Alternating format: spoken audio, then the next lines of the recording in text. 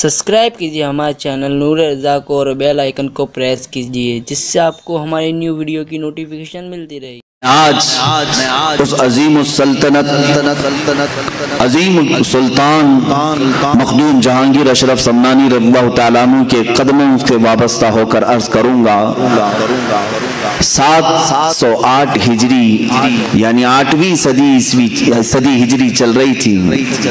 اب یہ 15ویں صدی ہے. 8ویں صدی ہجری میں سمنان ایک علاقہ ہے ایران کا. ایران پہلے خراسان کہلاتا تھا. خراسان میں افغانستان کا کچھ حصہ, اب کے موجودہ رشیا کا بھی کچھ حصہ, رشیا نہیں اب وہ ٹکڑے ہو چکے ہیں سوویت یونین کے, اور ایران کا کچھ حصہ ملا کر خراسان کہلاتا تھا. خراسان کی حکومت کا جو دارالسلطنت ہوا کرتا تھا وہ سمنان ہے, کیپٹل سٹی.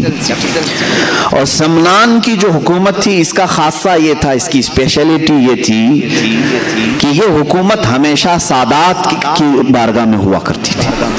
آل رسول اس تخت پر بیٹھتے تھے. سمنان کی حکومت کو سنبھالنے والے سادات ہوا کرتے تھے. بادشاہ بھی سادات میں سے تھے. حضرت سیدنا ابراہیم نور بخشی رضی اللہ تعالیٰ عنہ جو مخدوم اشرف سمنانی رضی اللہ تعالیٰ عنہ کے والد ہیں, یہ سلطنت پر بیٹھے ہوئے کافی عرصہ گزار چکے تھے. ان کے گھر میں 3 بچیاں تھیں, 3 لڑکیاں تھیں, لیکن فرزند نہیں تھا, کوئی نرینہ ولد بیٹا نہیں تھا. تو کبھی کبھار مایوس رہتے تھے کہ کیا یہاں سے یہ سلطنت کا نظام جو سادات کے گھر میں چل رہا ہے ختم ہو جائے گا. آپ کی جو زوجہ محترمہ تھیں حضرت خدیجہ رضی اللہ تعالیٰ عنہ, وہ ایک ایسی پرہیزگار خاتون تھیں کہ ان کی زندگی میں تہجد قضا نہیں ہوئی. حضرت ابراہیم کی زوجہ حضرت خدیجہ, ان کو رابعہ ثانیہ کہا جاتا تھا. اپنے زمانے کی یہ دوسری رابعہ ہیں. یہ بھی ملول رہتی تھی, غمگین رہتی تھی. 3 لڑکیاں ہونے کے بعد تقریباً 8 سال کا عرصہ گزر چکا تھا. رات کو تہجد کے وقت اٹھیں اور بارگاہ صمد میں رب ذوالجلال کی بارگاہ میں روتے روتے پھوٹ کر رونے لگ گئیں. دعا کرتے کرتے رو پڑی اس طرح سے کہ اے رب ذوالجلال, تیرے دربار میں آج ہاتھ پھیلائی ہوں, میرے گھر کوئی اب وارث نہیں. اور یہ پڑھنے لگی ربی لا تذرنی فردا وانت خیر الوارثین. ایک نبی کی دعا ہے. اور پھر اپنے آپ پر یہ ملامت کے طور پر کہنے لگی کہ تو بھی کیسی خاتون ہے کہ رب تبارک و تعالیٰ کی منشا اور اس کی مرضی میں خلل کیسے ڈال سکتی ہے. اس سے وہ چیز کیوں سوال کرے جو تیرے حق میں نہ ہو. اگر میری قسمت میں نہ ہو تو اسے جھنجھوڑنا کیوں. اخیر میں یہ کہتے ہوئے سو گئیں کہ اے مولا, تیری منشا اور تیری رضا پر میں مکمل راضی ہوں. رات کو سوئیں تو خواب میں انہی کے سلسلے کے ایک بزرگ نے احمد یسوعی رضی اللہ تعالیٰ عنہ تشریف لائے اور کہا اے میری بیٹی گھبراتی کیوں ہے؟ اللہ تبارک و تعالیٰ نے مجھے بھیجا ہے تجھے بشارت دینے کے لیے کہ تیری گود میں عنقریب ایک مہتاب ولایت چمکے گا. ولایت کا چاند چمکے گا, اور ایک نہیں اللہ تجھے 2 عطا فرمائے گا. وہ صبح اٹھی تو اپنے شوہر کو خواب بیان کرنے لگی. میں نے ایک بزرگ کو خواب میں دیکھا, سلسلے کے بزرگ تھے, انہوں نے اس طرح کی بشارت دی. حضرت ابراہیم رحمت اللہ تعالیٰ علیہ فرمانے لگی ہماری عمر کافی ہو چکی ہے, اولاد کا کوئی اس طرح سے سلسلہ نظر نہیں آتا. بہرحال شام کا وقت تھا. یہ عالی شان محل ہے سلطان کا, سمنان کی بادشاہت کا محل ہے, جس میں بادشاہ اور ملکہ دونوں اپنے محل کے خصوصی حجرے میں ہیں. اچانک دیکھا حجرے کے کمرے کے باہر ایک مجذوب بزرگ, ان کا نام بھی ابراہیم تھا, وہ تشریف لائے ہیں. انہیں سارا علاقہ جانتا تھا یہ مجذوب ولی ہیں, یہ پل میں ادھر ہوتے ہیں, پل میں ادھر ہوتے ہیں, کہیں غائب ہو جاتے ہیں. آپ نے اچانک हजरत इब्राहिम को देखा तो सुल्तान इब्राहिम चौंक गए। कहा मेरे महल में आने के लिए सिपाही पहरेदार होते हैं, वजीर खड़े होते हैं, आप तशरीफ लाए। सिपाहियों की जैसी नजर मजजूब बुजुर्ग पर पड़ी तो वो कपकपाने लगे कि सारे दरवाजे बंद हैं, सारी फसीलों पर पहरेदार हैं, हमें किसी को नहीं मालूम कि ये आए कहां से हैं। हजरत इब्राहिम मजजूब ने कहा ये सब छोड़ो, कहां से आए हैं? इनसे पूछा है इब्राहिम तो अपनी बीवी के साथ इस बात का गम मना रहा है कि तुझे कोई बेटा नहीं है, तुझे कोई बेटा नहीं है। ये मजलूमों की बात तो सुने। कहते हैं क्या मेरे साथ एक सौदा करेगा? महल के अंदर मौजूद हजरत सुल्तान इब्राहिम उनकी बड़ी ताजीम करते थे। कहा बाबा आप तशरीफ लाएं। कुर्सी पर, अपनी कुर्सी पर बिठाया। कहा आप क्या सौदा करना चाहेंगे? उस वक्त जो सिक्के चलते थे, सोने के सिक्के, उसको अशरफी कहा जाता है। अशरफियां सुने होंगे आप, सोने की अशरफियां। कहा मुझे 1000 अशरफियां दे दे और एक अशरफ ले ले। उस मजजूब बुजुर्ग ने क्या कहा? मुझे 1000 अशरफियां दे दे, बदले में एक अशरफ ले ले। उन्होंने फौरन थैला पेश कर दिया। कहा कि हुजूर कबूल फरमा लें। वो लिए और गायब हो गए, उस महल से गायब हो गए। मजजूबों की कैफियत ऐसी ही हुआ करती हैं, वो हालत जज्ब में आते हैं, कभी किसी से आम गुफ्तगू करते हैं, कभी किसी से मारिफत के बहुत अलग अंदाज की बातें करते हैं। गायब हुए चंद दिनों के बाद हजरत इब्राहिम रहमतुल्लाह ताला अलैह के घर में विलादत के आसार नजर आए। उनकी अहलिया मोहतरमा हमला हुई और उसके बाद जो बशारतों का सिलसिला हुआ सुनिए। जब इनके घर में 7 महीने का हमल या 6 महीने का हमल था, यही इब्राहिम मजजूब रहमतुल्लाह ताला अलैह पूरे सिमनान में गली में ढिंडोरा पीटते हुए ऐलान करते थे, बाखबर होशियार मुलाहजा हो, बाखबर होशियार मुलाहजा हो। सारे लोगों को रात में ये जगाते थे इस तरह से ढिंडोरची बन करके। सारे लोग कान लगा करके सुनते थे कि बाबा किस चीज का ऐलान कर रहे हैं। जब इस तरह के ऐलानात होते तो बादशाह की तरफ से होते थे। इब्राहिम मजजूब रहमतुल्लाह ताला अलैह ढिंडोरा पीट कर ऐलान करने लगे, सारे अपनी अपनी मसनदों से उतर जाएं इसलिए कि इमाम के आने का वक्त हो चुका है। सारे अपने अपने कुर्सियों से उतर जाएं कि अल्लाह रब्बुल इज्जत की तरफ से महताबे विलायत के आने का वक्त है। 3 महीने पहले वो इस तरह का ऐलान करते रहे। 3 महीने के बाद लोगों ने देखा हजरत सैयद इब्राहिम रहमतुल्लाह ताला अलैह के घर बेटे की विलादत हुई और ख्वाब में जो उनके बुजुर्गों ने बशारत दी थी, उस बशारत के एतबार से आपका नाम अशरफ रखा गया। यही मखदूम अशरफ सम्मानी रज़ियल्लाहु ताला अन्हु की विलादत पाक का मैंने तज़किरा किया है। बड़ी बशारतों के साथ आप दुनिया में तशरीफ लाए हैं। आपका नाम अशरफ था, सिर्फ अशरफ। और उस जगह इन्होंने आंखें खोली हैं जहां माँ को हमेशा तिलावत कुरान करते देखा, बाप को मेहराब इबादत में देखा।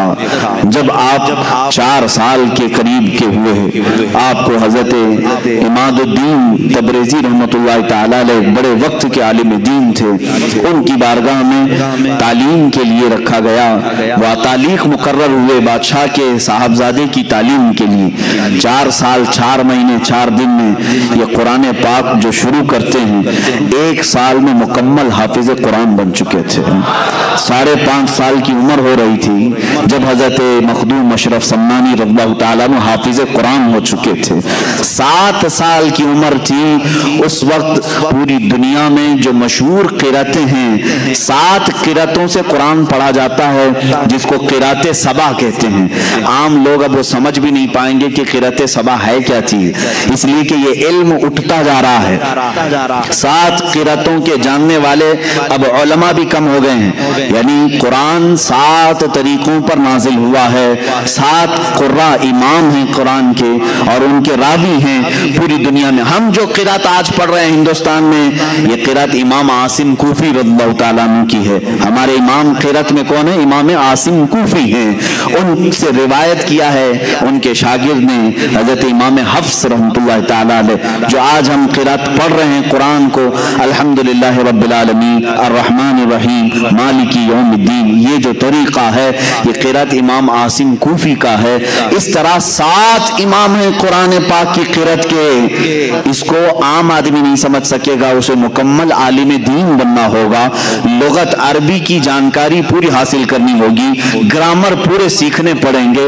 अलिफ कब आता है, जबर कब आता है, जेर कब आता है, पेश कब आता है, किन 2 हरफों को मिलाया जाता है, किसको साइलेंट किया जाता है, ये पूरे ग्रामर सीखने के बाद ये क़िरातों का इल्म हासिल कर सकते हैं। कुर्बान जाओ मखदूम जहांगीर सम्मानी रज़ी अल्लाह ताला अन्हु की उम्र पाक 7 साल की है और 7 क़िरातों के साथ आप हाफिज कुरान हो चुके थे, हाफिज कुरान हो चुके थे।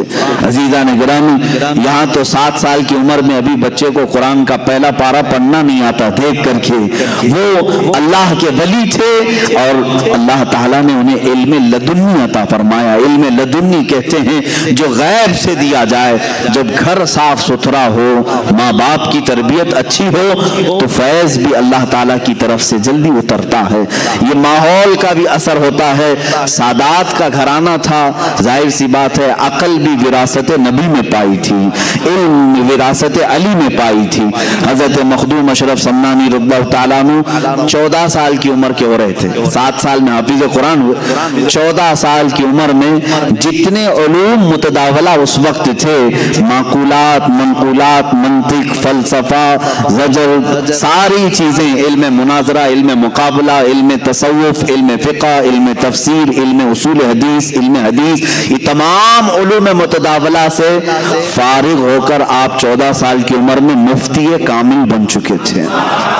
14 साल की उम्र में मुफ्ती कामिल बन चुके थे। अब जाहिर सी बात है 14 साल की उम्र का हाफिज, क़िरात सबा का कारी, बेहतरीन आलिम दीन, मुफ्ती कामिल, फाजिल, मुहद्दिस, फ़क़ीह, मुफस्सिर, 14 साल की उम्र में ये सब कुछ अल्लाह ने उन्हें गैब से अता फरमाया।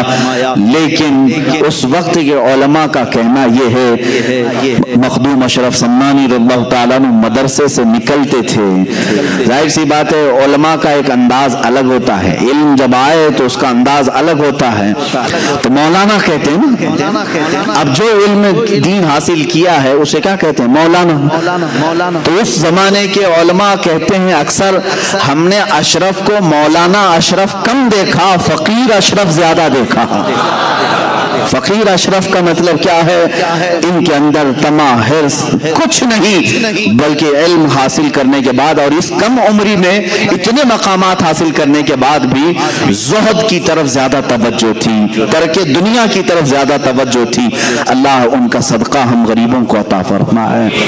हुब्बे माल, हुब्बे जाह, हुब्बे दुनिया, ये ऐसी गलाजतें मेरे अजीजों के मोमिनीन को तबाह कर डालती हैं। मखदूम अशरफ सम्मानी रज़ियल्लाहु ताला 14 साल की उम्र में किन किन उलूम से आप बहरामंद हो चुके थे, हाफिज, कारी कुरान, वो भी 7 क़िरातों के इमाम, आलिम दीन, फाजिल दीन, मुफ्ती कामिल, मुफस्सिर, फ़क़ीह, मुहद्दिस, ये सब होने के बाद 15वें साल की आपकी उम्र मुबारक थी। मैं शुरू से चल रहा हूँ आपकी सीरत तैयबा पर। 15वें साल की उम्र थी, आपके वालिद माजिद सैयद इब्राहिम रहमतुल्लाह ताला अलैह का विसाल हुआ। आपके इंतकाल के फौरन बाद ही 15 साल की उम्र में तख्ते शाही पर आपको बिठा दिया गया, बादशाहत का ताज आपके सर पर रख दिया गया। किसी ने ये नहीं कहा कि 15 साल का बच्चा क्या बादशाह बनेगा, बल्कि उस वक्त के जितने सरवर थे, बड़े बड़े कजकुलाह थे, सबों ने अपने सर झुका लिए, इसलिए कि मखदूम अशरफ सम्मानी रज़ियल्लाहु ताला 15 साल की उम्र में जब कुर्सी शहंशाहियत पर जलवाबार हुए तो आपके फैसलों को देख करके लोग अश अश कर जाते थे। आपके अहकामात को देख करके ऐसा लगता था जैसे कोई 80 साल का तजुर्बाकार बादशाह इस कुर्सी पर बैठा हुआ है। 15 साल की उम्र में बादशाहत आपके कंधों पर आ चुकी थी, लेकिन इस बादशाहत को आपने सिरे से इनकार ही नहीं किया, खत्म ही नहीं किया, बल्कि उसको संभाला। कितने साल, 10 साल तक उस अदल की कुर्सी पर आप कायम रहे और पूरे सिमनान को अदल इंसाफ से भर दिया। पूरी दुनिया में उस वक्त सिमनान का सिक्का चलने लगा और हर कोई ये कहता था कि और तो और बादशाह बैठते हैं कुर्सियों पर, लेकिन सिमनान की कुर्सी ऐसी है जिस पर नाइब रसूल और आले रसूल बैठा हुआ है। यह कुर्सी सिमनान की कुर्सी की खुसूसियत थी, रसूलुल्लाह का बेटा बैठा है और रसूलुल्लाह का नायब बनकर बैठा है, इल्म दीन का वारिस भी है और ज़ुहद इत्तक़ा भी है और अल्लाह रब्बुल इज़्ज़त की अता करदा बेशुमार नेमतों से सरफराज भी है। मखदूम अशरफ समनानी रज़ियल्लाहु ताला 10 साल उस कुर्सी शहंशाहियत पर जलवा बार रहे। उसके बाद मामलात ऐसे थे कि इस बादशाहत की कुर्सी पर रहते हुए भी आपका दिल रात के वक्त मुसल्ले की तरफ लगा रहता। दिन भर अगर रियाया के मामलात देखते, वज़रा सिपाहियों के हालात देखते, रात के वक्त आते और तन्हाई में पूरी रात मुसल्ले पर गुजार देते थे। रात का एक मुख्तसर हिस्सा आप सोने के लिए रखते, बल्कि 1/3 हिस्सा मुकम्मल इबादत इलाही के लिए आपने वक्त किया था। है कोई आज का थोड़े से पैसे जिसके पास आए वो खड़ा होकर के दिखाए रात को? ये बादशाहत जिसके पास है वो सारी सल्तनत का भार उनके कंधों पर होता है, पूरी रियाया का बोझ उनके कंधों पर होता है। ये सब चीजें रखने के बावजूद मखदूम अशरफ समनानी रज़ियल्लाहु ताला अन्हु की जिंदगी में कभी आप ये नहीं पाओगे कि इन्होंने रियाया की खिदमत करते करते कभी अपने रब की नाफरमानी कर दी हो या अपने रब तबारक व तआला की इबादतों में कमी की हो। कभी नहीं, दिल उसमें लगा ही रहता। और आज के हालात के एतबार से मैं आपको बताऊं, गुरबा और मसाकीन का इबादत करना तो ठीक है, इसीलिए मस्जिदों की सफ़ों में ज्यादा तौर पर गुरबा नजर आते हैं। गरीबी अच्छी भी है और कभी कभार गरीबी ये जहमत बन जाती है अगर ये कुफ्र की तरफ ले जाए। अल्लाह तबारक व तआला इतना दुनिया में रखे कि इज्जत के साथ हलाल खाएं और हलाल के साथ हमारा खात्मा हो।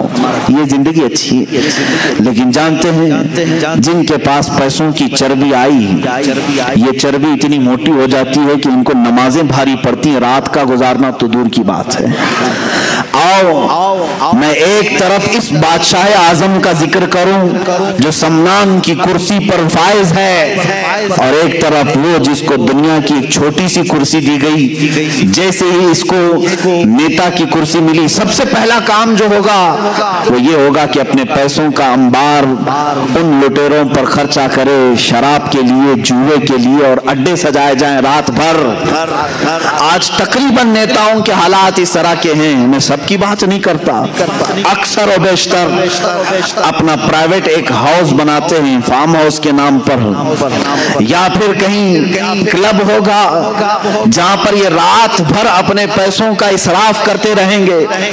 कुर्सी इसीलिए इन्होंने हासिल की कि रातों को अय्याशी की जाए, और समनान की कुर्सी इसलिए हासिल की गई थी कि मुसल्ले पर दिल की लज्जतें हासिल की जाए, अपने रब की बारगाह में लज्जतें हासिल की जाए। मेरे अजीजों, दुनिया जिसके पास आई उनमें से बहुत कम ऐसे लोग हैं जो इम्तिहान में कामयाब हो जाते हैं, वरना अक्सर को इस दुनिया ने, इस दौलत ने रब तबारक व तआला से दूर कर दिया है।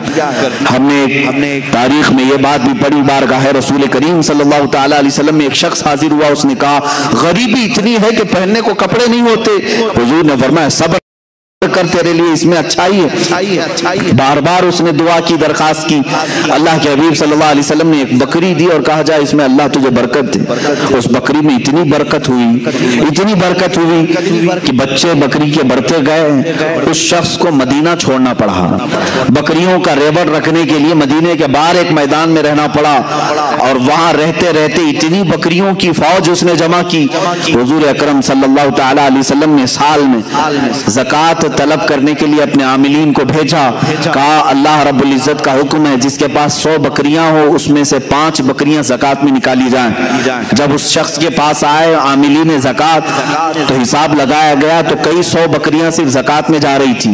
उसने मना कर दिया कि मैं इतनी बकरियां ज़कात में नहीं दे सकता। ये वही शख्स है जो अपनी कमजोरी और गुर्बत की दरखास्त लेकर के, शिकायत लेकर के बारगाह रसूल में हाजिर हुआ। उसके کے بعد صدیق اکبر رضی اللہ تعالیٰ عنہ کے زمانے میں بھی اس شخص نے زکوٰۃ نہیں دی، یہاں تک کہ روایات میں یہ ملتا ہے حضرت عمر فاروق رضی اللہ تعالیٰ عنہ کے زمانے میں ایک طوفان ایسا آیا کہ اس کی ساری بکریاں مر گئیں، پورا کا پورا ختم ہو گیا، اور یہ جیسا تھا ویسے ہی ہوا، اور نفاق کفر کی حالت میں اس کی موت ہو گئی۔ میرے عزیزو، کبھی کبھار مال اللہ اور اس کے رسول سے دور لے جاتا ہے، اسی لیے قرآن نے کہا انما اموالکم واولادکم فتنہ، تمہاری اولاد اور تمہارا مال تمہارے لیے آزمائش ہے۔ اللہ تمہیں یہ دے کر آزماتا ہے کہ جب میں تجھے مال دے دوں تو میری بارگاہ کے ساتھ لگا رہتا ہے، یا پھر چھوڑ کر کے دنیا کا تو طلبگار ہو جاتا ہے۔ عزیزان گرامی، سیدنا عمر فاروق رضی اللہ تعالیٰ عنہ کے گھر میں جب کبھی تحفے آتے، دولت آتی تو رونے لگ جاتے، رونے لگتے۔ آج دولت کی کس کو ضرورت نہیں ہے، ہم کو بھی ہے، آپ کو بھی ہے، ہم کماتے ہیں گھر چلانے کے لیے۔ امیر المومنین عمر فاروق رضی اللہ تعالیٰ عنہ کے گھر جب کچھ بڑا تحفہ آتا یا دولت آتی تو رونے لگ جاتے، پوچھتے کہ کیوں؟ فرماتے ہیں دولت جب بھی آتی ہے تو ساتھ میں اللہ کا امتحان بھی آتا ہے، مولا مجھے آزمانا چاہ رہا ہے، کہیں میں اس کے جمع خرچ کے حساب کتاب میں اللہ کی عبادت کو نہ بھول جاؤں۔ ہم نے دیکھا ہے حساب کرتے کرتے تو رات گزر گئی، 2 رکعت پڑھنے کی توفیق نہیں مل سکی۔ مخدوم اشرف سمنانی رضی اللہ تعالیٰ ان دولت مندوں میں سے نہیں تھے، ان سرمایہ داروں میں سے نہیں تھے جن کو اپنی دولت کی جمع اور خرچ کو حساب کرتے کرتے راتیں گزر جاتی ہوں، بلکہ یہ رعایا کے بھی معاملات دیکھتے اور رات کو اپنے رب کے حضور بھی حاضر ہوتے تھے۔ ظاہر سی بات ہے یہ سلسلہ زیادہ دن تک چلتا نہیں، 2 چیزیں ایک ساتھ چلانا بہت مشکل امر ہے۔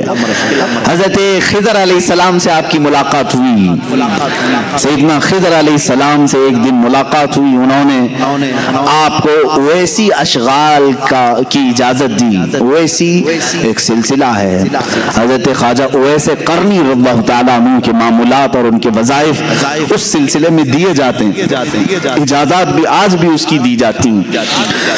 اویسی اشغال کی اجازتیں دیں اور کہا ایک اسم اعظم کا ذکر کرنا لیکن زبان نہ ہلانا۔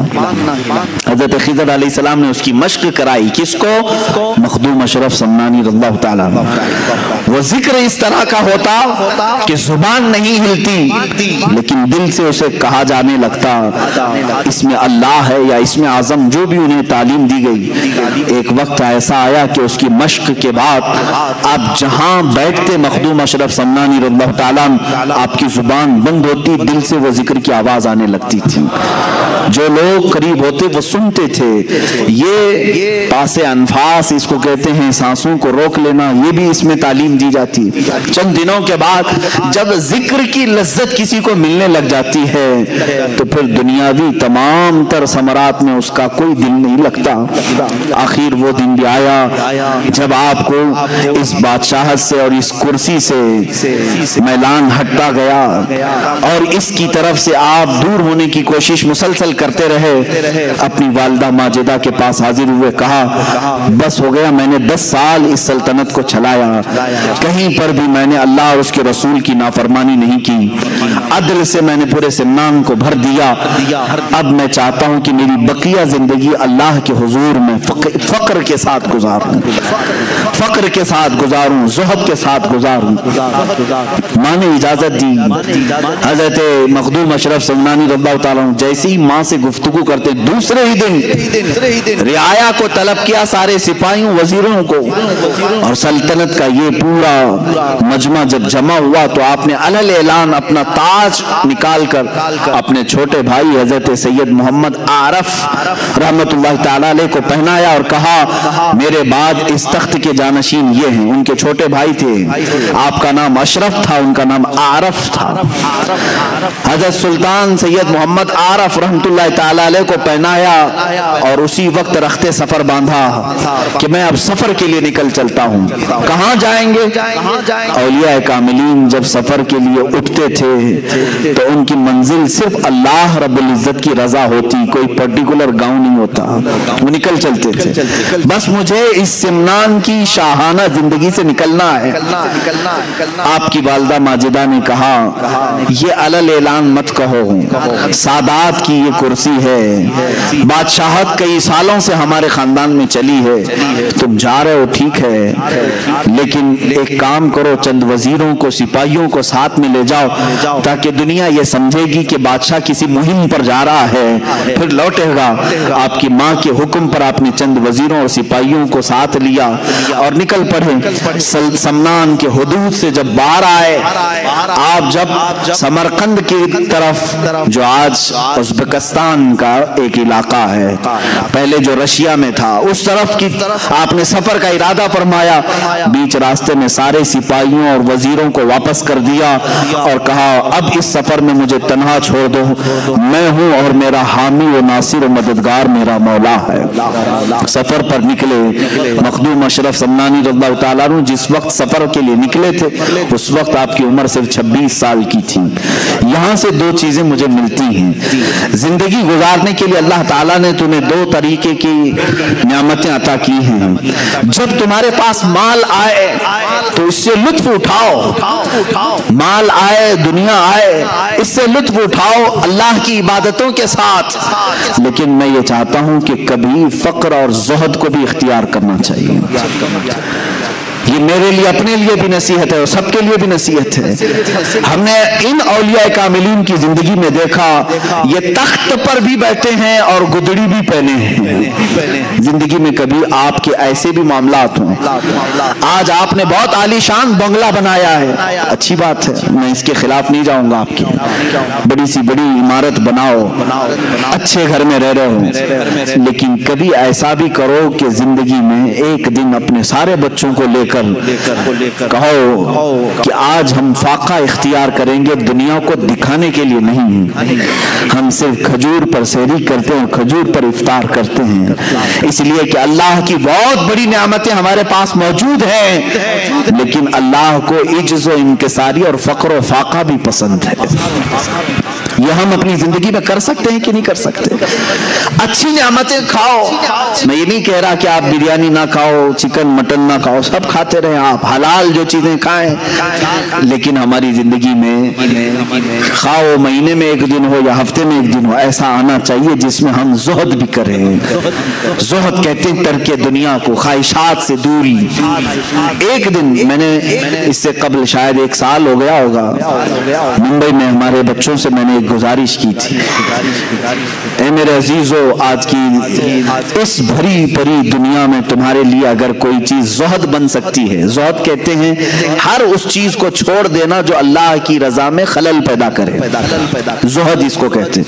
माल खलल पैदा कर रहा है, मैं माल को छोड़ दिया, बेटा खलल पैदा कर रहा, मैंने बेटे को दूर किया, बीवी खलल पैदा कर रही, मैंने बीवी को अलग कर रखा है, तलाक नहीं, उससे दूरी इख्तियार की अपने रब की इबादत के लिए, इसको कहते हैं ये ज़ुहद है। मैंने ये अपने बच्चों से गुजारिश की थी, इस जमाने में सबसे बड़ा ज़ुहद क्या है मेरे अपने नजर में, मैं इसको बड़ा नहीं कहूंगा, लेकिन मैं अपनी आज के हालात देख रहा हूँ। तुम्हारी जिंदगी में एक दिन ऐसा भी ले आओ, हफ्ते में एक दिन या महीने में, कि मैं सुबह से लेकर शाम तक इस मोबाइल को हाथ भी नहीं लगाऊंगा। हालांकि मोबाइल अच्छाइयों के लिए भी इस्तेमाल है, एक दूसरे से ताल्लुकात और एक दूसरे के लिए पैगाम रसानी का काम करता है, इसकी कुल इस्तेमाल खराब नहीं है, लेकिन खराबियों का शुमार इसमें ज्यादा है। और इंसान की फितरत ये है, कुरान कहता है बल युरीदुल इंसानु लियफजुर अमामा, इंसान ये चाहता है कि उसकी आंखों के सामने बेहयाई की जाए, वो बेहयाई को देखना ज्यादा पसंद करता है, इंसान की फितरत है। तुम अगर रोजा रख सकते हो तो इसका इंटरनेट का रोजा रख करके दिखाओ। ये बात मैं इसलिए कह रहा हूं कि आज हर कस और नाकस इसका एडिक्ट बन चुका है। जैसे नशा नहीं छोड़ सकते, इस तरह से इसको छोड़ना बहुत मुश्किल है। आज लोग अपने माँ बाप, अपने भाई बहन, अपनी बीवी बच्चों से तो दूर रख सकते हैं, इंटरनेट और मोबाइल से दूर रहना इनके लिए बहुत ही दिक्कत की बात है। कुछ नौजवानों को इसका रिहर्सल कराया गया है, मैं खुद भी किया हूं अल्हम्दुलिल्लाह। خود بھی کیا ہوں ضروریات کے مطابق. جب میں دوسروں کو تلقین کر رہا ہوں تو خود اس پر عمل بھی کروں. جن بچوں نے مجھے رپورٹ آ کر کے بتائی کہ صبح کے وقت ہم نے ترک کر کے رکھا، دوپہر ہونے سے پہلے ہاتھوں میں کھجلی شروع ہوئی، بے چینی شروع ہوئی، کبھی آنکھوں میں بے چینی، کبھی بدن میں بے چینی. ظاہر سی بات ہے جو نشہ کا عادی ہے نشہ نہ کرے تو اس کے جسم میں ہلچل ہوتی ہے. اسی طرح میرے عزیزو، خواہے نہ خواہے، چاہے نہ چاہے، ہم کسی چیز کے آج غلام بنے ہوئے ہیں. اگر تم زہد کر سکتے ہو تو کر کے دکھاؤ. آج کے زمانے میں مخدوم اشرف سمنانی رضی اللہ تعالیٰ عنہ اپنی زندگی میں ایسی کسی چھوٹی چیز کو انہوں نے نہیں چھوڑا تھا. وہ اتنی بڑی کرسی تھی جس کو بادشاہت کی کرسی کہتے ہیں، جس کو حاصل کرنے کے لیے پتہ نہیں کتنے قتل و قتال ہوتے ہیں، کتنوں کی جانیں بہائی جاتی، کتنوں سے جھوٹے وعدے کیے جاتے ہیں، کتنوں کے اوپر تلواریں کھینچی جاتی.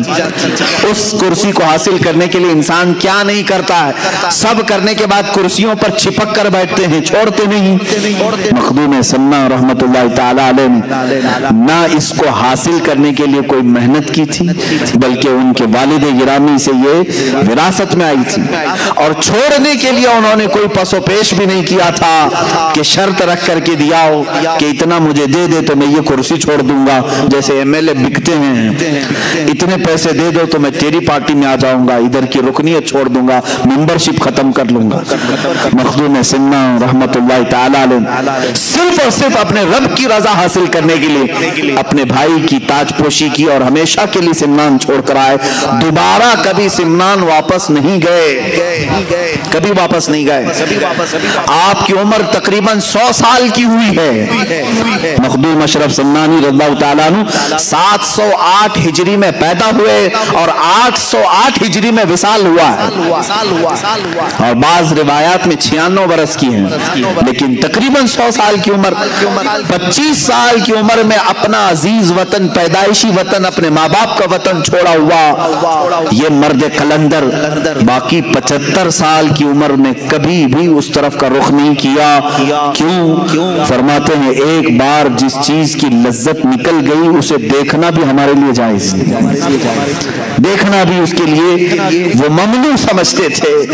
عزیزان گرامی وقار، مخدوم اشرف سمنانی رضی اللہ تعالیٰ جب نکلے تو اس کرسی کو ختم کر کے جو نکلے، چھوڑ کر کے نکلے، یہ تارک السلطنت کہتے ہیں. پورے رسول کریم صلی اللہ علیہ وسلم کی امت میں صرف 2 ولی ایسے گزرے جنہوں نے بادشاہت کو چھوڑا ہے، ایک حضرت ابراہیم بن ادھم، دوسرے مخدوم اشرف جہانگیر سمنانی رضی اللہ عنہ. وہ بلخ کی بادشاہت چھوڑ کر نکلے تھے اور یہ سمنان کی بادشاہت چھوڑ کر.